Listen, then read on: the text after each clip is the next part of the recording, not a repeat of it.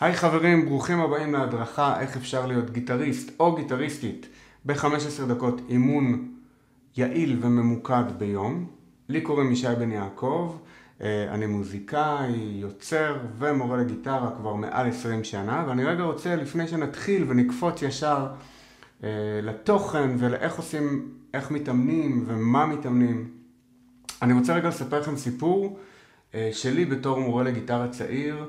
לימדתי בקונסרבטוריון בזיכרון יעקב, ולימדתי המון תלמידים, הגיעו כזה שעה אחרי שעה אחרי שעה, עד שכבר ראיתי שחור ולא ראיתי מי נמצא מולי. והגיע תלמיד אחד, צעיר, הוא היה נער, אני מאמין בין 14, 15 או משהו כזה, ורצה ללמוד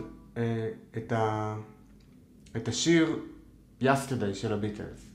ואני בגלל שאני מורה נחמד וטוב לב, מיד אמרתי לו, בטח, אין בעיה.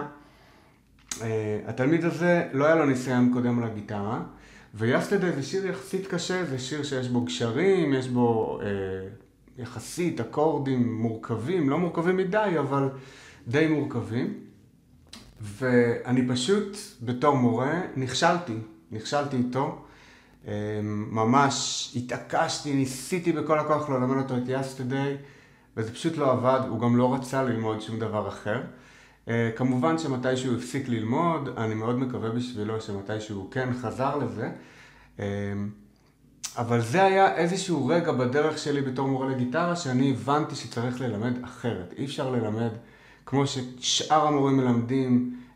אני יכול להגיד לכם שלפחות 95% מהמורים בארץ ישר מלמדים אקורדים, ויש בזה בעייתיות מאוד גדולה. והבעייתיות שיש בזה זה שכדי לנגן אקורדים זה מצריך מאיתנו לעשות כמה תנועות של כמה אצבעות בו זמנית על הגיטרה.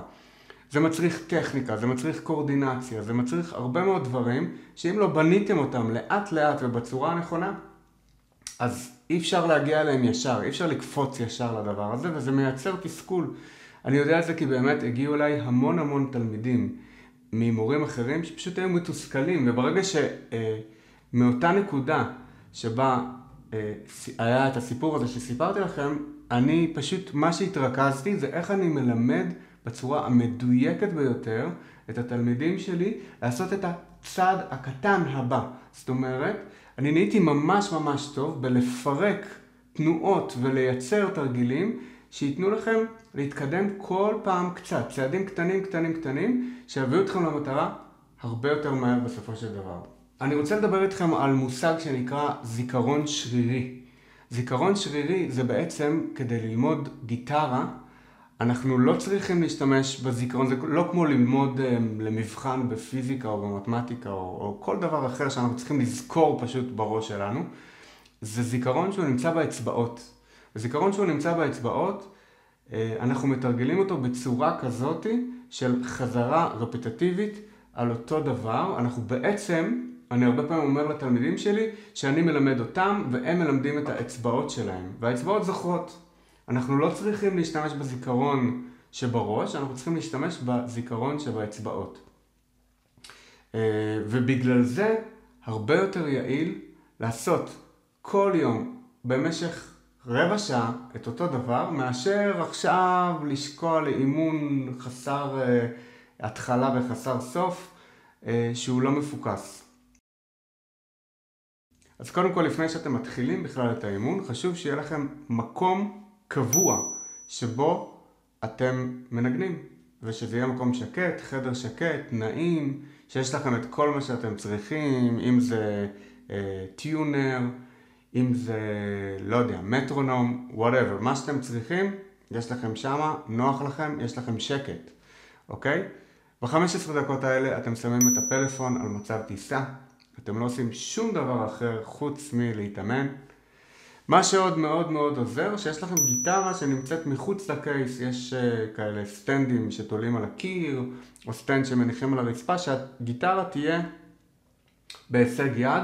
זה גם, דרך אגב, הטיפ הזה הוא גם מאוד חשוב, לא רק בזמן האימון, אלא גם אחרי זה, אם בא לכם לתפוס את הגיטרה רגע, לחזור על מה שעשיתם, אם הגיטרה זמינה, זה הרבה יותר קל. עכשיו, איך אנחנו מתאמנים? איך אנחנו בונים שגרת אימונים? אני אספר לכם עוד סיפור על מורה שהיה לי דווקא למשהו אחר. מורה שלימד אותי איזושהי סוג של מדיטציה, שזה משהו שאני רציתי לעשות כל החיים שלי ולא הצלחתי לייצר התמדה. ואיך הצלחתי לייצר התמדה עם המורה הזה? הוא אמר כזה דבר, אני שולח כל בוקר הקלטה של מדיטציה של חצי שעה, ואתה צריך לשלוח לי אימוג'י בחזרה. כל אימוג'י, לא משנה איזה אימוג'י. אחרי שעשיתי את המדיטציה כמובן. עכשיו הוא, פחות אכפת לו אם עשיתי את המדיטציה או לא. הסיבה היחידה שאני התמדתי בדבר הזה, במשך חצי שנה עשיתי כל בוקר מדיטציה, זה היה בגלל שהייתי צריך להחזיר לו את האימוג'י המפגר הזה, כן? בחזרה. בעצם ייצרתי מחויבות שאמרתי, וואי, לא עשיתי, עדיין לא שלחתי לו את האימוג'י, מה יהיה? אז זה משהו שמאוד מאוד כדאי לעשות, אם יש לכם חבר או בן או בת זוג, שפשוט להתחייב בפניו, ואני רוצה להתאמן את ה-15 דקות האלה ביום, וכל פעם אני שולח לך אימוג'י של גיטרה שאני מסיים. הטיפ הקטן הזה הוא באמת עושה את כל ההבדל בעיניי. ועכשיו אנחנו רגע נצלול למה אנחנו מתאמנים ואיך אנחנו בונים תוכנית אימונים שמותאמת אישית. אז בעיניי, כדי לנגן נכון במשך 15 דקות, אני מחלק את זה לשלושה חלקים. חלק ראשון הוא תרגיל. ועכשיו אני אלמד אתכם תרגיל שהוא בעיניי התרגיל הכי חשוב והכי בסיסי שכל אחד יכול להתחיל לעשות אותו על הגיטרה. אז התרגיל הבא הוא תרגיל חימום. אפשר לא לעשות את כולו בהתחלה, אפשר בהתחלה לעשות רק על 3 מיתרים, על מיתר 3, 2 ו-1, ולהתחיל ממש רק עם 2 אצבעות. אז בואו נתחיל רגע מזה. אני בעצם מנגן על המיתר השלישי בבית הראשון, קרוב לברזל, ואז עם האצבע השנייה על המיתר השני, על הבית השני, סליחה, אוקיי? יורד מיתר, מיתר 2, בית 1, בית 2.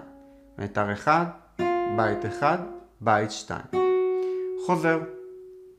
2, 1, מיתר ראשון, מיתר שני, מיתר שלישי. אחרי שעשינו את זה, אני עושה אותו הדבר, אבל הפעם במקום עם האצבע השנייה בבית השני, עם האצבע השלישית בבית השלישי. אז יש לי 1, 3, מיתר 2, 1, 3, מיתר 1, 1, 3, וחוזרים. עכשיו אני עושה עם האצבע הרביעית, עם הזרת בבית הרביעי. מיתר 1, זרת, בית רביעי, יורדתי למיתר 2, מיתר 1, בית 1 סליחה, אחרי זה זרת, מיתר 1, זרת. סיימתי את כל 3 האצבעות, אני עושה את כולם ביחד. 1, 2, 3, 4. יורד מיתר. 1, 2, 3, 4. יורד מיתר. 1, 2, 3, 4. התרגיל המלא מתחיל מהמיתר השישי, בדיוק באותה צורה. אני בהתחלה עושה 1, 2, עולה יורד. אחר כך אני עושה 1, 3, אחר כך אני עושה 1, 4.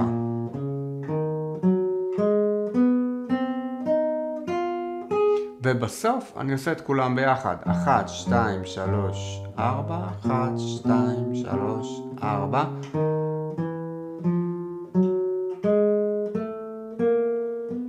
וזה תרגיל מאוד מאוד חשוב, הוא עובד גם על מתיחה, גם על הפרדה של התנועות בין האצבעות השונות, ויהיה לכם הרבה יותר קל אחרי זה לגשת לכל דבר שתרצו. החלק השני של התרגול, 5 דקות הבאות, בעצם הם 5 דקות שבהם אנחנו מנגנים סולם.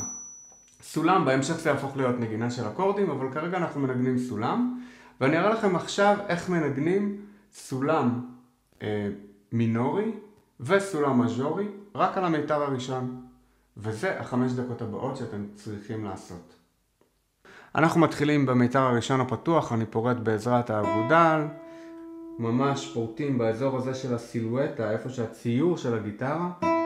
אחרי זה, מיתר ראשון בית 2, או שריג 2, עם האצבע הראשונה. אני לא מנגן באמצע הבית, אלא קרוב לברזל. כאן אני מפיק צליל בהכי פחות מאמץ. אוקיי? אחרי זה בית 3, אחרי זה בית 5, אחרי זה בית 7, אחרי זה בית 8, אחרי זה בית 10, ואז יש לי בית 12. הכל ביחד.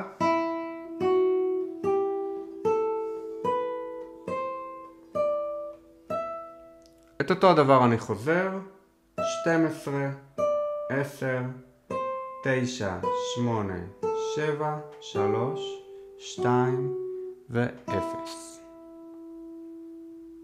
הסולם הבא שנלמד הוא נקרא סולם מז'ור. מז'ור זה גדול, שמח.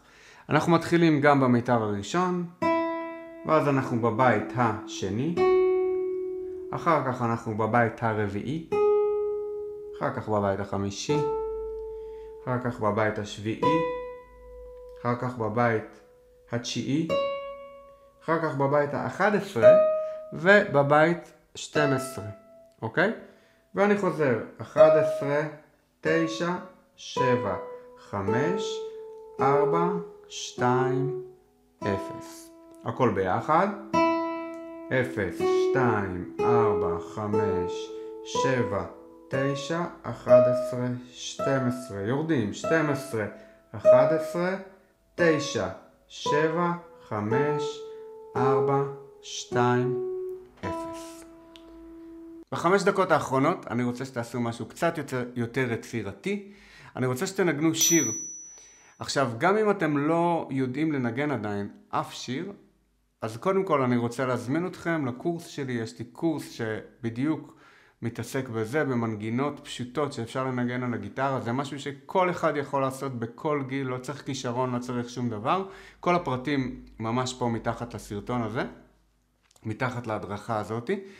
ויכול להיות שאתם כבר יודעים לנגן איזשהו שיר, אז זה מעולה. אני רק מציע לכם לא להתחיל עם שירים של אקורדים, של ליווי אקורדים. אם אתם בהתחלה, עדיף להתחיל עם איזושהי מנגינה פשוטה.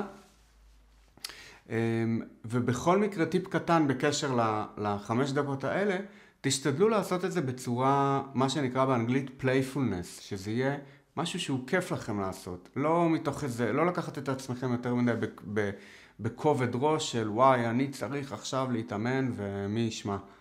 לא, ממש לעשות את זה בכיף, במשחקיות. אם אתם לא יודעים לנגן אף שיר, אז גם פשוט לקחת את הגיטרה ו5 דקות פשוט לשחק, להניח את האצבעות, לחקור, לראות מה זה עושה. זה מאוד מאוד חשוב. אז בואו נסכם. יש לנו בעצם 15 דקות ביום שאנחנו צריכים קודם כל ליצור לנו את הספייס השקט והרגוע שלנו, שזה יכול להיות באיזה חדר, יכול להיות בסלון, אבל בשעות שאף אחד אחר לא נמצא. אוקיי? מאוד מאוד חשוב שנהיה לבד, מאוד חשוב שנשים את הפלאפון על מצב טיסה. 15 דקות. אחר כך דיברנו על הזמינות של הגיטרה, שזה חשוב גם במהלך האימון, שהגיטרה פשוט תהיה זמינה, כי אם היא באיזה ארון או באיזה מחסן, אז זה לא ממש יעזור לנו. ואז דיברנו על איך אנחנו מתאמנים. אנחנו מתאמנים 15 דקות, שבחמש דקות הראשונות אנחנו מנגנים תרגיל, את התרגיל אצבעות. תרגיל שאני קורא לו בדרך כלל תרגיל חימום. הוא תרגיל מאוד מאוד חשוב ומאוד מאוד בסיסי שגורם למתיחה של האצבעות וישפר את הטכניקה שלכם.